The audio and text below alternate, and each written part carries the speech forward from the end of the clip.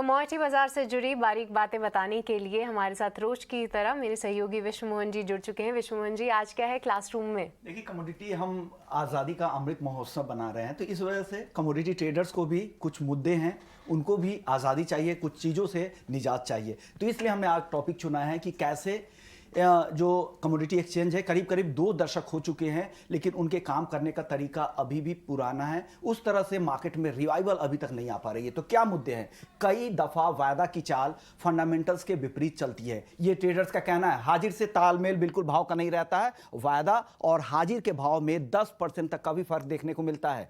अनावश्यक तौर पर यहाँ पर कीमतों में उतार चढ़ाव कई बार देखने को मिलता है। लिक्विडिटी सबसे बड़ी दिक्कत है। सट्टेबाजी, कई बार एग्री वायदा में खास करके ज्यादा सट्टेबाजी की आशंका बनी रहती है। एग्री वायदा को लेकर जागरूकता भी कम है, सही डेटा का अभाव है, मार्केट में डेटा बहुत कम है। एग्री वायदा को लेकर पर्याप्त डेटा नहीं है, उसका भी यहाँ पर नुकसान होता है। सट्टेबाजी बहुत ज़्यादा होती है। इसके अलावा यहाँ पर छोटे कॉन्ट्रैक्ट नहीं है, छोटे साइज के कॉन्ट्रैक्ट जैसे नॉन एग्री में मिनी कॉन्ट्रैक्ट, माइक्रो कॉन्ट्रैक्ट, उस तरह के कॉन्ट्रैक्ट एग्री वायदा में नहीं है।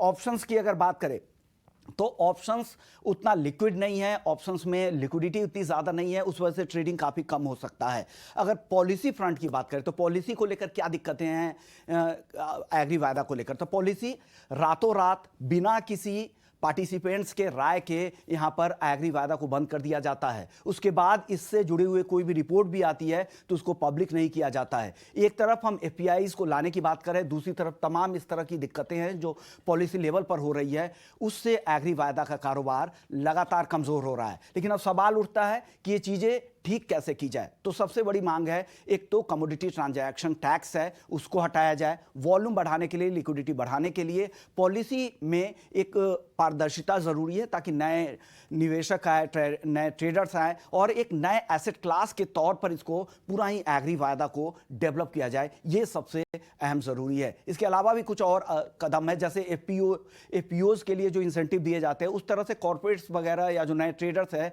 उनको यहाँ पर भागीदारी बढ़ाने के लिए, हेजिंग के लिए अगर वो आते हैं तो उनको इंसेंटिव दी जाए और कॉर्पोरेट के लिए हेजिंग मैंडेटरी किया जाए। तो तमाम कुछ ऐसी चीज़ें हैं जिससे आप एग्री वायदा के बाजार को भी बड़ा कर सकते हैं। लेकिन तमाम फिलहाल जिस तरह की दिक्कतें हैं उससे एग्री वायदा के हालात ठीक नहीं है। 2 दशक के बाद भी लगातार चीज़ें बिगड़ती जा रही है, वॉल्यूम कम हो रहे हैं, लिक्विडिटी की दिक्कतें हैं, प्राइस डिस्कवरी हो नहीं रही है। इस वजह से इन तमाम दिक्कतों से आज़ादी चाहिए कमोडिटी ट्रेडर्स को। ओके, तो ये कई सारी दिक्कतें बताई हैं विश्व मोहन जी ने, जो कि कमोडिटी बाजार में देखने को मिल रही हैं और इनसे आज़ादी ज़रूर मिलनी चाहिए। धन्यवाद विश्व मोहन।